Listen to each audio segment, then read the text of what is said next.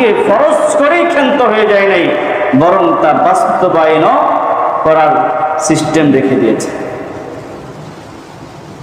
তৃতীয় নম্বর, ন্যায় বিচার প্রতিষ্ঠায় ইসলাম স্বজন প্রীতির কোনো প্রশ্রয় দেয় নাই।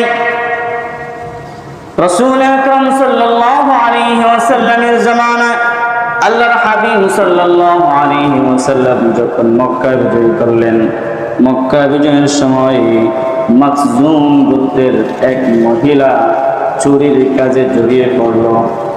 মাখজুম গোত্র হলো কুরাইশেরই একটা সম্ভ্রান্ত শাখা, কুরাইশ বংশেরই একটা সম্ভ্রান্ত শাখা। ওই মহিলা চুরি করার পরে তার বংশের লোকেরা চিন্তা ফির করলো, আলোচনায় বসলো, যদি তার হাত কাটা হয় তাহলে তো মানুষের সামনে আর চোখ মুখ দেখানো যাবে না, লজ্জার শেষ